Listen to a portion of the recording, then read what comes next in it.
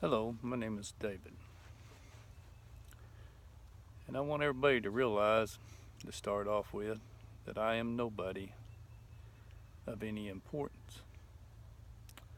I'm a long ways from being like Christ or like Muhammad and all those benevolent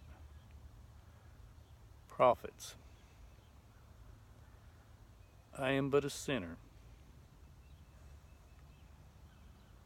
and I've done a lot of bad things, and I want you to know that I am nobody, I am nothing. Just keep that in mind. I am a sinner just like most people on this planet.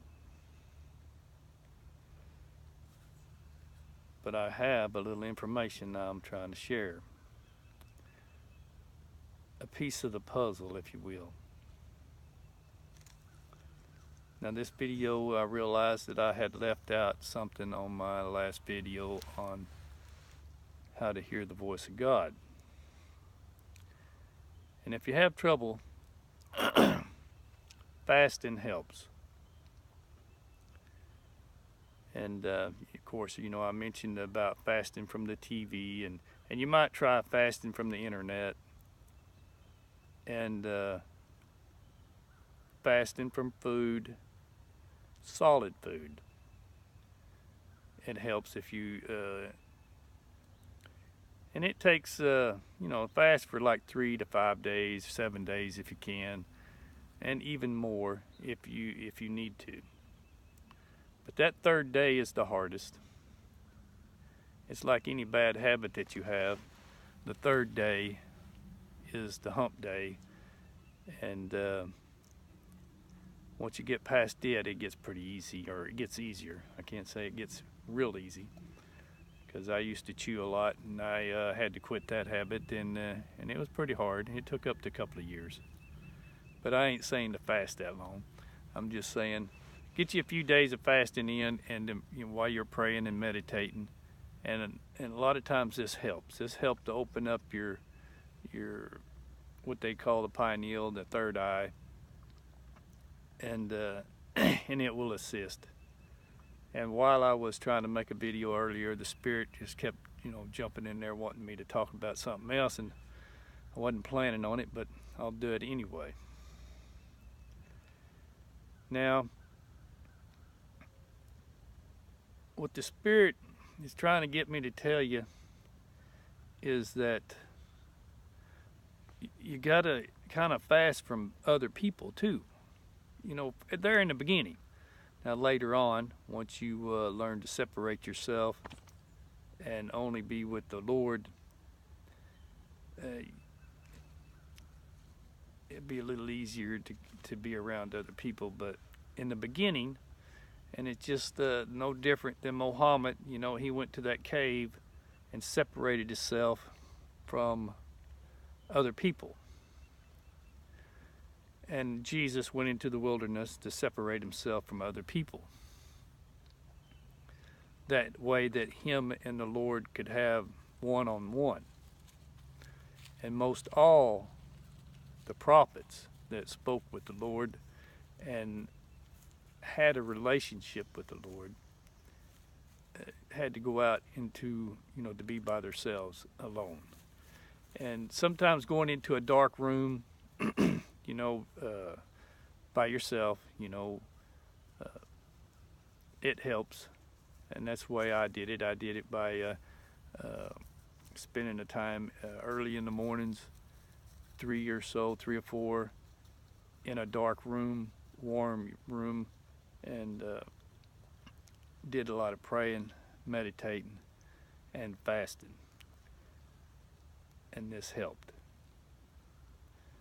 So, if you need help, ask that Spirit that helps, the guide that will help you. They will come and they will help.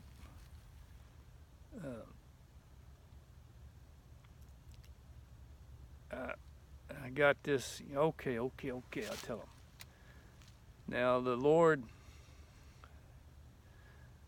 kind of getting upset at all the leaders of the churches, synagogues, and the mosque. he's he is, I hate to say it, but he's kind of upset at you because what you're doing is you're bringing people into your churches and into your synagogues, and you're bringing them to you. You're bringing them into the church, and you're not bringing them unto the Lord. You say, oh yeah, I am, but no, you're glorifying yourself. You're filling your church full of money and gold, and the Lord don't want that. And you're exalting yourself. You're rising up saying, oh, I'm better than everybody else. I could talk to God, and y'all need me to do this. No, the Lord wants you to teach the people how to hear his voice. This is what he wants from you the leaders. He wants individual communication with each person.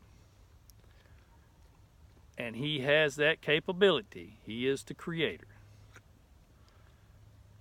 He don't need you to glorify yourself. And you already know the story in the Bible. When he talks, whenever you go, Master, Master, it is I. And he tells you to get ye behind me, because I know you not. Take a gander at yourself. Pay attention to how you're teaching. And I know a lot of ministers out there and leaders of the church, they have to do what their denomination requires of them. Well, you're responsible. When you open your mouth to the multitude, make sure that you're speaking what the Lord wants and not what them who pay you want.